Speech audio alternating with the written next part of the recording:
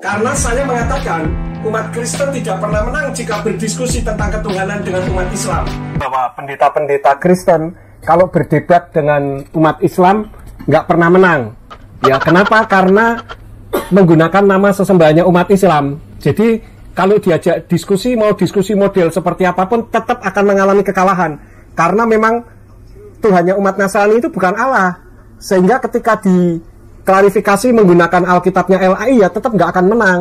Dan anehnya orang Kristen merasa memiliki. Kalau saya sih menghormati umat Islam yang menggunakan Allah itu sebagai nama, karena sudah dicantumkan di dalam Al-Quran. Bismillah, di dalam nama Allah, itu sudah menjadi satu pedoman. Sedangkan pedoman orang Kristen kan kitab Tenach, Nevi'im, Ketuvim, dan Brit Kadasa. Itu tidak ada kata Allah. Sedangkan jangankan sampai yang berbahasa Ibrani, yang bahasa Inggris saja Allah tidak ada. Jadi kalau dipertahankan terus-menerus itu tanpa dasar teologi yang baik. Oke. Kalau dikatakan itu tidak bisa bunyi, belajar dong bahasa Ibrani yang benar supaya bisa membacanya. Masa Tuhan menyuruh Mose menulis sampai 6.800 kali yang di perjanjian lama, di perjanjian baru ada 231 kali ditulis tapi nggak bisa dibaca. Mikir. Kacau, memang harus bikin kacau. Kenapa? Yesua sendiri dulu waktu pertama kali ada di bumi kan bikin kacau juga, sampai-sampai dia harus disalib.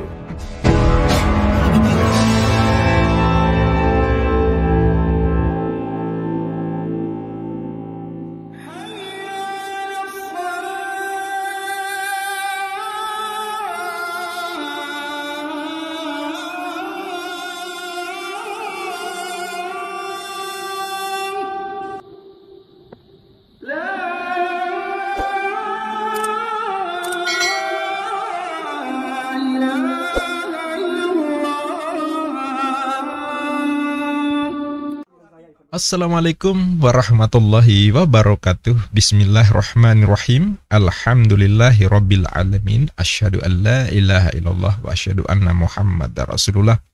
Sahabat, kali ini saya akan review video percakapan cadas ya, Pendeta Yakub versus Murtadin Effendi Usman. Namun sebelum menyimak, jangan lupa dukung perkembangan channel ini. Bagi yang belum subscribe, bismillah, silakan subscribe. Maka Anda tentu menjadi bagian dari upaya kita bersama melawan anasir-anasir penyesatan dan pemurtadan yang gentayangan di sekitar kita. Barakallah. Sahabat, percakapan antara si Murtadin penginjil Effendi Usman versus Pendeta Yakub Sulistyo ini memang sangat perlu kita simak, biar kita tahu bahwa ternyata ada loh ya pendeta Kristen yang sangat kritis terhadap terjemahan Bible dalam bahasa Indonesia alias Alkitab.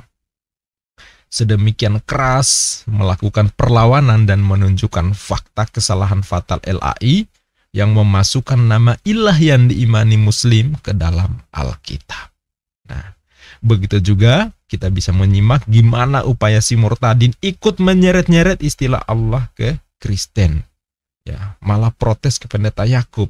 Tapi kemudian ya sudah pasti kena tampol ya.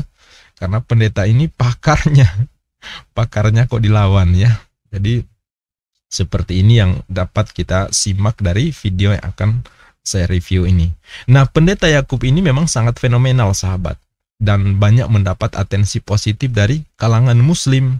Karena beliau ini seorang pendeta Kristen yang puluhan tahun gigih memperjuangkan agar nama Rob, nama ilah yang diimani Muslim yaitu Allah tidak dibawa-bawa ke terjemahan Bible versi bahasa Indonesia alias Alkitab. Karena memang sangat tidak tepat.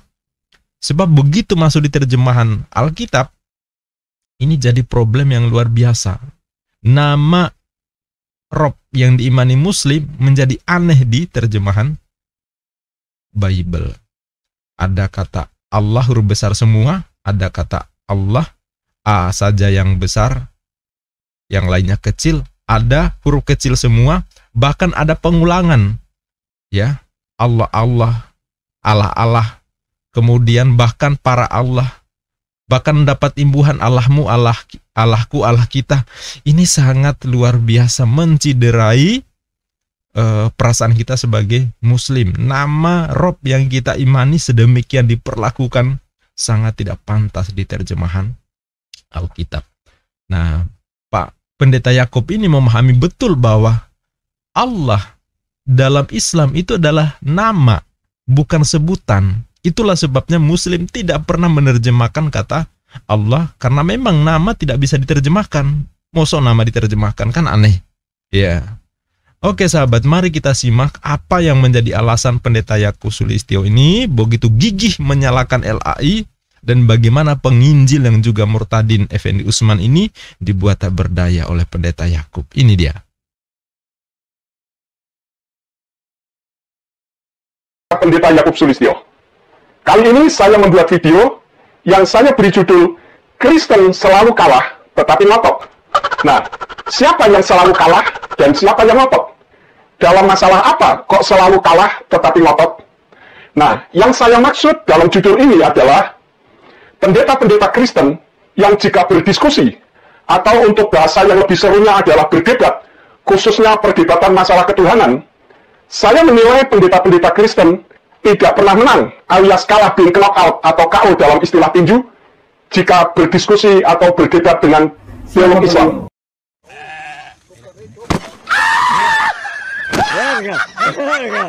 Sekarang ketemu lagi dengan saya Evangelis Abraham Effendi Usman. Bagaimana kabar Bapak Ibu semua? Tentu luar biasa. Dan hari ini kita ingin bincang-bincang dengan seorang hamba Tuhan, dengan seorang pastor, dengan seorang pendeta yang begitu luar biasa. Luar biasa di mana? Kita tahu Bapak Ibu beberapa waktu yang lalu, di mana pendeta yang akan kita wawancarai ini sangat heboh di kalangan saudara kita umat Islam, terutama sekali di kalangan para mu'alaf. Apa yang membuat heboh? Sehingga banyak sekali kita membaca komentar di channel mu'alaf dan di saudara-saudara kita dari seberang, mereka mendoakan supaya pastor ini mendapatkan hidayah.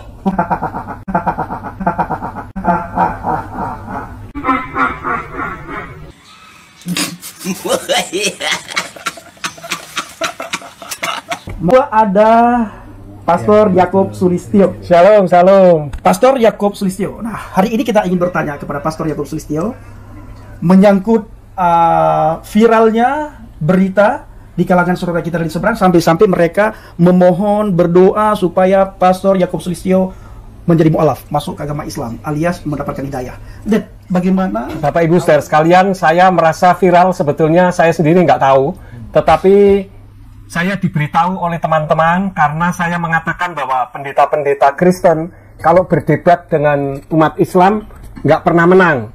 Ya, kenapa? Karena menggunakan nama sesembahannya umat Islam. Jadi kalau diajak diskusi, mau diskusi model seperti apapun, tetap akan mengalami kekalahan. Karena memang Tuhannya umat Nasrani itu bukan Allah. Sehingga ketika diklarifikasi menggunakan Alkitabnya LAI, ya tetap nggak akan menang. Dan saya katakan bahwa memang nggak bisa menang karena berada pada jalur yang salah. Seperti orang naik kendaraan itu kan, kalau di Indonesia kan adanya di sebelah kiri jalannya. Nah, kalau kita jalannya di sebelah kanan pasti tabrakan terus-menerus.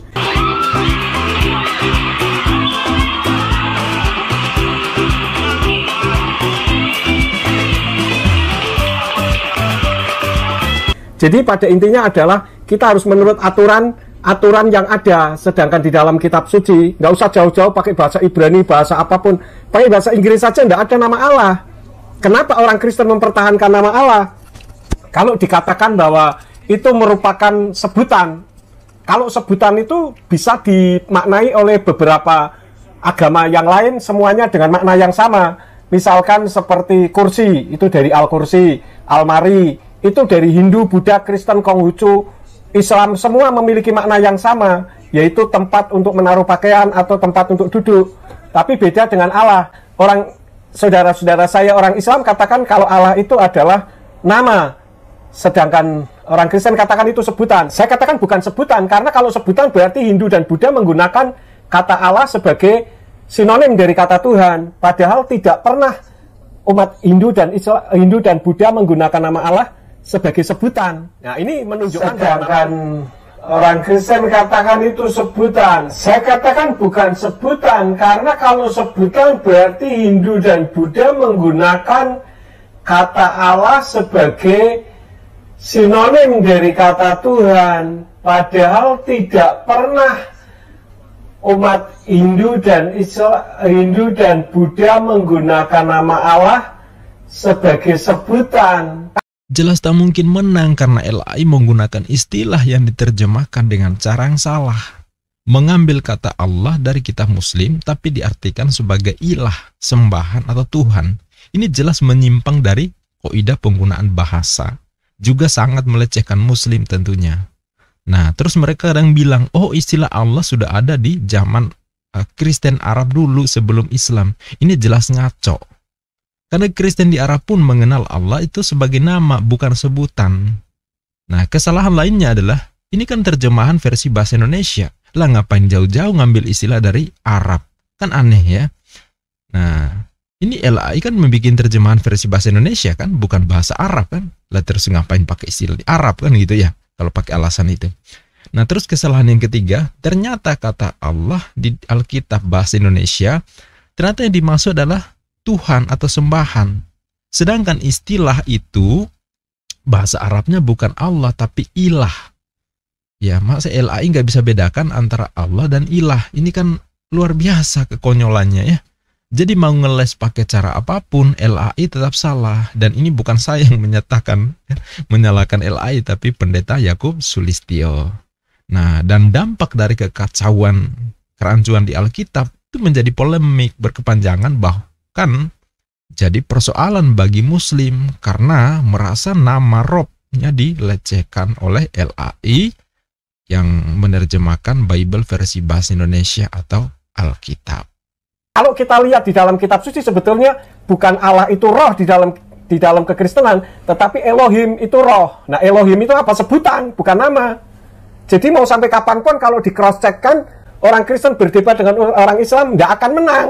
Orang Kristen berdebat dengan orang Islam nggak akan menang. Oke, Dad.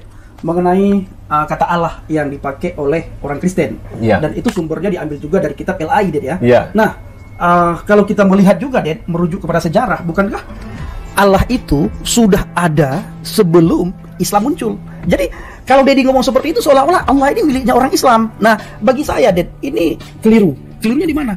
Allah sudah ada sebelum agama Islam itu muncul. Bagaimana pandangan Dedi menurut saya? Ya, benar bahwa Allah itu sebelum Islam ada, sudah ada. Bahkan Allah itu sebelumnya diadopsi oleh orang Kristen Arab. Tetapi orang Kristen Arab mengadopsi itu karena di bawah tekanan. Sedangkan Kristen Arab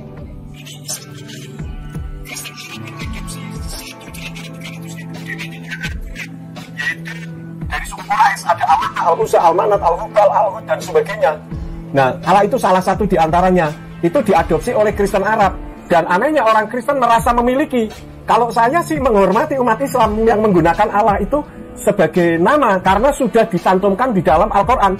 Bismillah, di dalam nama Allah. Itu sudah menjadi satu pedoman. Sedangkan pedoman orang Kristen kan kitab Tenak, Nevi'im, Ketuvim, dan Brit Kadasa. Itu tidak ada kata Allah, sedangkan jangankan sampai yang berbahasa Ibrani, yang bahasa Inggris saja Allah tidak ada. Jadi kalau dipertahankan terus-menerus itu tanpa dasar teologi yang baik. Oke. Kalau begitu bagaimana menurut pandangan Dedi terhadap Lembaga Alkitab Indonesia? Ya, Lembaga Alkitab Indonesia saya katakan salah. Ya, Lembaga Alkitab Indonesia saya katakan salah. Ya, Lembaga Alkitab Indonesia saya katakan salah. Salahnya di mana? Salahnya nama dijadikan sebutan, sebutan dijadikan nama.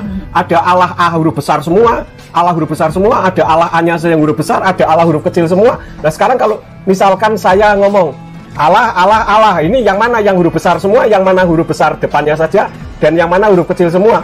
Kalau bisa saya kasih HP saya, ya gampang saja. Kalau orang bilang yang pertama, saya bilang yang kedua. Karena nggak ada juga orang Kristen berdoa, ya Allah huruf besar semua, atau ya Tuhan huruf besar semua. Nggak ada. Tapi dipertahankan, ini artinya tanpa dasar yang benar. Tetapi justru saya yang menggunakan dasar yang benar justru dipersalah-salahkan. Nah ini kan aneh tapi nyata. Dan saya katakan Tuhannya orang Kristen itu seperti siluman, namanya berubah-ubah. Nah kalau namanya berubah berarti eksistensinya berubah, kemudian pribadinya berubah, semuanya berubah. Nah ini kan siluman. Nah inilah Dedi menyadari tidak, gara-gara statement Dedi seperti itu membuat heboh di dunia maya, terutama sekali di dunia kekristenan. Makanya timbullah fenomena bahwa ini salah satu pendeta yang paling jujur di dunia. Tidak ada pendeta lain selain jujur selain Yakub Sulistyo. Nah ya, Dedi merasa enggak sih kalau Dedi ini sudah membuat kekacauan dan meresahkan banyak orang Kristen? Nah ini kita ingin tanyakan. Ya, Dedi merasa enggak sih kalau Dedi ini sudah membuat kekacauan dan meresahkan banyak orang Kristen? Nah ini kita ingin tanyakan. Iya, kalau dikatakan mendapat hidayah, saya sudah dapat hidayah. Hidayah itu artinya apa sih? Hidayah itu kan artinya dapat tuntunan dari Tuhan. Loh, saya dapat tuntunan dari Tuhan. Saya dulu juga menolak tentang nama Yahweh. Tetapi setelah saya pelajari dengan sungguh-sungguh kan memang Yahweh itu nama, yang nama tidak bisa diubah. Kalau dikatakan itu tidak bisa bunyi, belajar dong bahasa Ibrani yang benar supaya bisa membacanya. Masa Tuhan menyuruh Mose menulis sampai 6.800 kali yang di perjanjian lama, di perjanjian baru ada 231 kali ditulis tapi nggak bisa dibaca. Mikir. Mikir.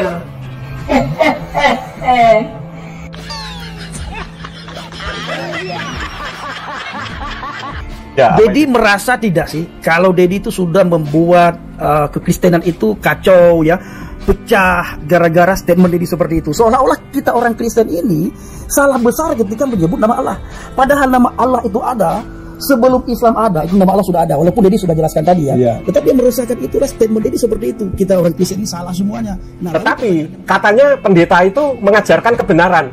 Pertanyaan saya, kebenaran yang mana yang diajarkan? Kalau tidak berani mengajarkannya, bahkan ada orang yang mengatakan kemarin itu, pendeta-pendeta di Amerika heboh katanya, kenapa Pak Yakub berani mengatakan bahwa orang yang menggunakan nama Allah itu kurang ajar? Loh, yang nulis itu firman Tuhan, bukan saya hanya menyampaikan saja. Nah, dikatakan khususnya Pastor Tony Bastaman itu diserang sana-sini. Dikatakan menurut Pastor Tony bagaimana? Ya Pastor Tony bilang kalau mau tanya sendiri sama saya. Ya betul. Nah sekarang yang menjadi pertanyaannya, kenapa itu diperbesar sementara sanggahan saya terhadap yang memblow up tentang masalah itu, kenapa tidak dipelajari? Belajar dong.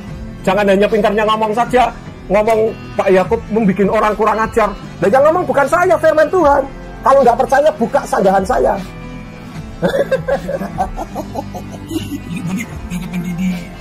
Bagaimana seperti tadi barusan ya, Pedi belum dapatkan jawaban ya. Yang bikin kacau itu. Yang bikin kacau. Memang harus bikin kacau. Kenapa? Yesua sendiri dulu waktu pertama kali ada di bumi, kan bikin kacau juga. Sampai-sampai dia harus disalib.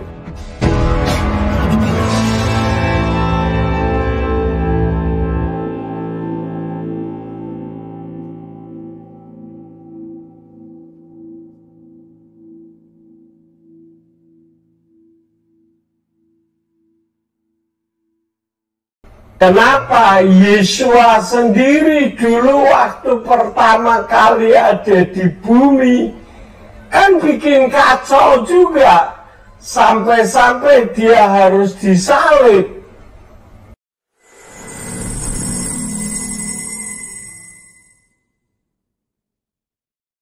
Ya kan? Jadi kalau dikatakan kalau gitu bikin kacau, yes, memang harus bikin kacau. Kalau udah dibikin kacau nggak lurus. Rumah mau dibangun kan pasti banyak berantakan, nggak karu-karuan, tapi nanti akhirnya kan bagus gitu. Nah kalau nggak mau kacau, ya sudah, lakukan saja apa yang Anda anggap benar begitu. Tapi jangan menyalahkan yang benar. Terima kasih, tapi sebelumnya terima kasih. Kita ingin menanyakan juga, sebagaimana firman Tuhan katakan bahwa jangan menyebut nama Tuhanmu dengan sembarangan. Nah, bukankah nama itu tidak boleh disebut, Ded? Ya. Nama tidak boleh disebut dengan sembarangan. Kalau disebut untuk dipermuliakan ya boleh. Misalkan seperti jangan membuang sampah sembarangan. Pertanyaan saya, boleh nggak buang sampah? Boleh, asal jangan sembarangan. Jangan menyebut nama Yahweh Tuhanmu dengan sembarangan. Memang nggak boleh dengan sembarangan. Tapi kalau dipanggil namanya, justru itu yang Tuhan kehendaki. Keluaran 3 ayat yang ke-15, Tuhan menghendaki namanya dipanggil. Kemudian 1 Tawarin 16 ayat yang ke-8 ini pendek ayatnya dikatakan Hodulah Yahweh kirufes mohodio fa'amim alilotai. Berserulah kepada Yahweh, panggilah namanya, bukan panggilah sebutannya. Nah kenapa pendeta tidak berani mengajarkan ini? kalau bicara soal Keluaran 3 ayat yang ke-15 dipotong dari ayat 14 saja. Kenapa ayat 15-nya nggak dibaca? Karena Yahweh menghendaki namanya disebut dari generasi ke generasi. Iya. Jadi kalau nggak boleh, jangan sebut haleluya lagi, haleluya atau haleluya.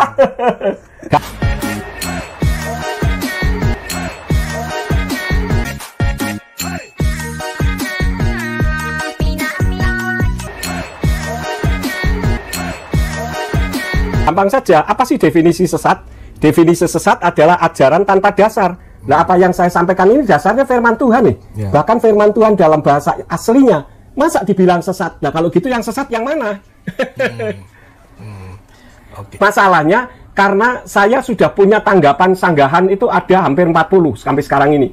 Tapi orang yang saya sanggah tidak pernah mempelajari sanggahan saya. Suruh saya mempelajari, saya pelajari, makanya saya bisa menyanggah. Kalau saya tidak mempelajari, saya tidak bisa menyanggah. Justru saya menyanggah karena saya mempelajari. Yang jadi masalahnya mereka yang saya sanggah kok nggak mau buka gitu. Kan nggak konsekuen. Artinya nyuruh orang belajar tapi dirinya sendiri nggak mau belajar. Menurut saya sih satu, Anda semua sebagai pendeta, sebagai hamba Tuhan, mengaku diri sebagai hamba Tuhan, ya jadilah hamba Tuhan, bukan hamba sinode, bukan hamba organisasi, atau hamba pimpinan.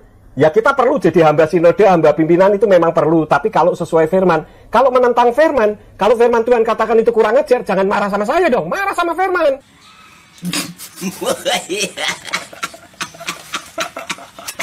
Nah sahabat, sekarang mari kita simak beberapa contoh bukti kesalahan penerjemahan Alkitab yang dibuat oleh Yayasan Lembaga Alkitab Indonesia atau LAI, yang membuat Pendeta Yakob lantang bersuara.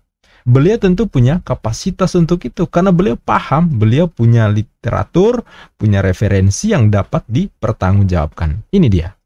Yayasan Lembaga Alkitab Indonesia mengurangi dan menambah firman.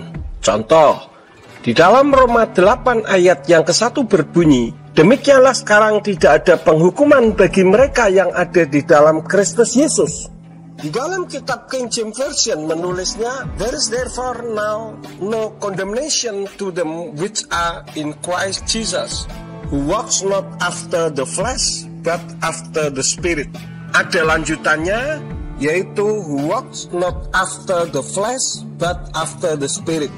Dalam kitab Brit Kadasa tertulis, Alkan Evo in Asma Lavakim Be Yeshua Hamasyah Hamid Kalkim Selo Kabasar Ela Levi Haruah. Berdasarkan kitab berbahasa Ibrani tersebut, seharusnya terjemahannya, oleh karena itu sekarang tidak ada penghukuman bagi mereka yang ada di dalam Hamasyah Yeshua, yang tidak hidup menurut daging, tetapi menurut roh. Jadi kitab terjemahannya Yayasan Lembaga Alkitab Indonesia dipotong tinggal separuh. Matius 27 ayat yang ke-16, Yayasan Lembaga Alkitab Indonesia menulis, dan pada waktu itu ada dalam penjara seorang yang terkenal kejahatannya yang bernama Yesus Barabas.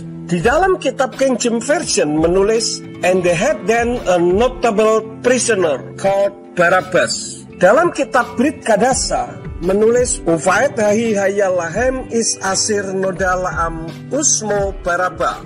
Berdasarkan kitab berbahasa Ibrani tersebut, seharusnya terjemahannya, dan pada waktu itu mereka mempunyai seorang tawanan terkenal yang disebut Barabas. Jadi kitab terjemahannya Yayasan Lembaga Alkitab Indonesia ada penambahan. Yayasan Lembaga Alkitab Indonesia bukan Tuhan yang tidak bisa salah. Di dalam kitab Yekeskel pasal 34 ayat yang ke-16 ditulis, yang hilang akan kucari, yang tersesat akan kubawa pulang, yang luka akan kubalut, yang sakit akan kukuatkan, serta yang gemuk dan yang kuat akan kulindungi. Aku akan menggembalakan mereka sebagaimana seharusnya.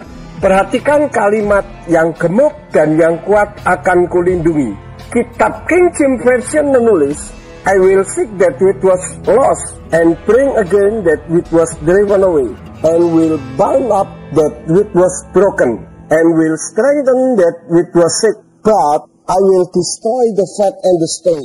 I will feed them with judgment. Perhatikan kalimat I will destroy the fat and the strong.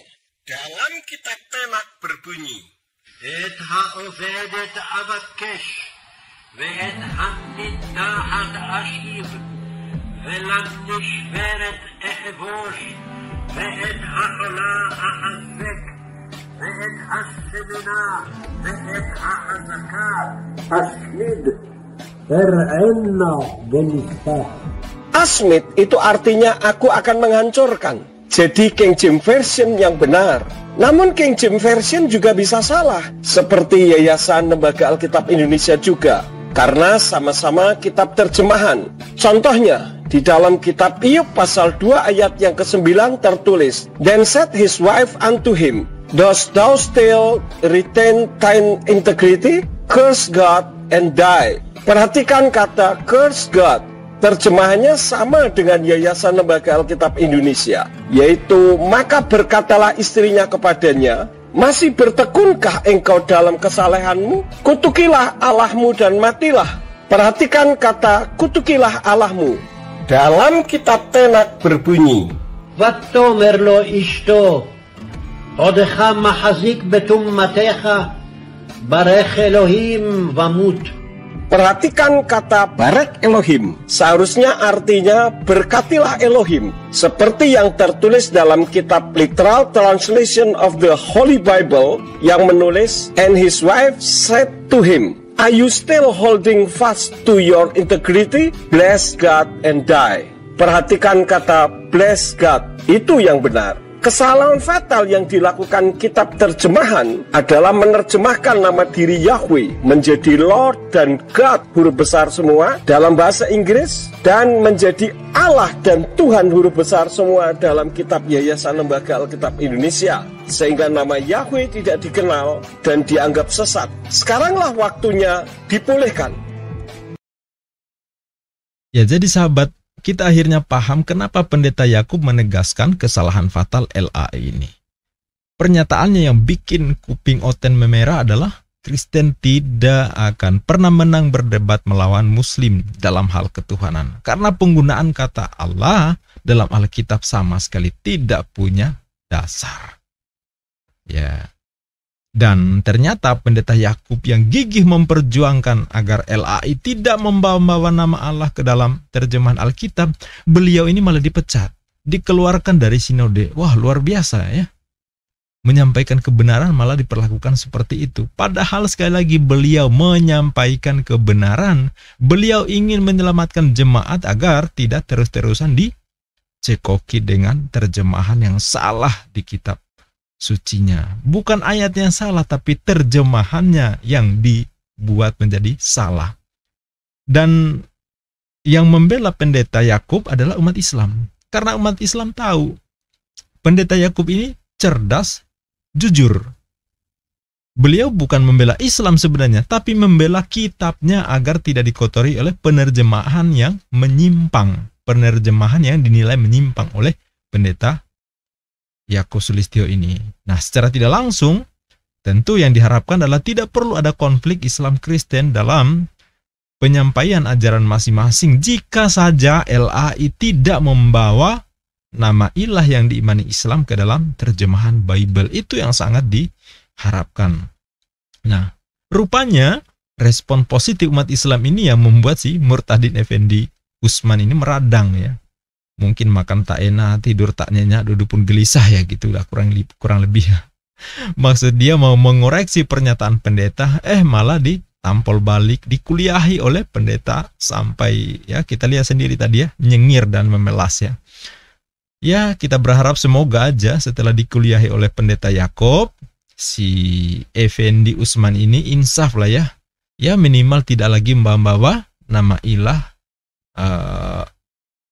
robnya Muslim yang dipakai saat dia melakukan penginjilannya. Harapan seperti itu. Nah, sedangkan Pendeta Yakub ini kita paham jelas, saya mengakui bahwa beliau berpijak pada dasar-dasar yang jelas. Beliau paham bahasa Ibrani, beliau punya referensi yang sangat lengkap ya. Saat beliau memaparkan, mempresentasikan di Gerah Mu'alaf kalau nggak salah, ya beliau sangat jelas menunjukkan referensi yang menjadi dasar beliau. Makanya beliau tak sekedar bacot. Sedangkan yang melawan beliau hanya model terjemahan LAI dan doktrin-doktrin yang harusnya disajikan dengan data dan fakta secara terbuka, biar jemaat bisa melihat, biar paham, ya, tidak hanya sekedar termakan doktrin dan dogma. Nah, saya termasuk yang berharap suatu saat LAI kembali ke jalan yang benar, yaitu mengembalikan penggunaan istilah pada dasar-dasar kaidah bahasa yang benar. Kalau original teks tidak mengenal kata Allah, ya, kata Allah udah jelas ya kita pahami, itu sudah spesifik nama ilah, nama Rob yang diimani oleh Muslim. Nah, di Kristen sama sekali tidak mengenal istilah Allah sebagai sebutan. Lantas ngapain coba dibawa masuk ke terjemahan Alkitab? Nah, itu jelas hal yang salah seperti yang ditegaskan oleh Pendeta Yakub. Nah, LAI ya kita paham, selama ini saya banyak sekali menemukan istilah-istilah yang sangat tidak tepat. Memang dia suka mencaplok istilah di Islam, tapi digunakan dengan cara yang salah. Sebagai contoh salah satunya ya, kata kafir coba. Kan asli bahasa Arab. Maknanya pun sudah spesifik, kafir itu apa? Yaitu mengingkari Allah dan Rasulullah Muhammad SAW. Sudah sangat spesifik ya. Baik secara istilah maupun cara bahasa kita bisa pelajari. Itu sudah spesifik. Tapi oleh LAI apa? Kata kafir dicaplok masuk ke dalam terjemahan Alkitab, menggantikan istilah bodoh atau jahil. Lah ini kan menyesatkan. Jadinya apa? Mereka sangat tersinggung dibilang kafir karena dianggap melecehkan. Padahal LAI yang salah menempatkan istilah itu untuk padanan kata yang sama sekali tidak ada kesesuaian. Jadi gara-gara kesalahan menggunakan istilah kafir dipadankan dengan istilah bodoh atau jahil, ini membuat mereka tersinggung.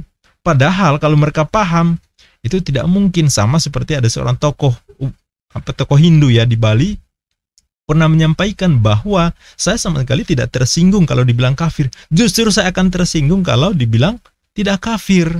Karena beliau paham arti kafir itu apa. Nah, ini LAI ya sangat kita harapkan coba kembalikan terjemahan yang benar sesuai dengan original teksnya seperti apa. Jangan mengada-ada, jangan membuat masalah yang sama sekali tidak perlu ya. Ya, semoga Pendeta Yakub Sulistyo ini sehat walafiat ya, panjang umur dan cita-citanya tercapai, yaitu LAI kembali ke penerjemahan yang benar. Itu mungkin sahabat yang menjadi intisari tayangan di video ini. Mudah-mudahan memberikan pencerahan buat kita semua. Dan sekali lagi terima kasih yang menyimak sampai terakhir. Bagi yang belum subscribe, silakan dukung perkembangan channel ini. Subscribe, like, share, komentar yang cerdas dan beradab. Dan itu adalah bagian dari upaya kita untuk menghadang, menghalau, melawan anasir-anasir penyesatan dan pemurtadan yang gentayangan di sekitar kita. Sampai jumpa di video berikutnya. Insya Allah akan banyak sekali ulasan-ulasan yang sangat penting untuk dipahami dan memberikan pencerahan bersama. Billahi taufik wal hidayah. Wassalamualaikum warahmatullahi wabarakatuh.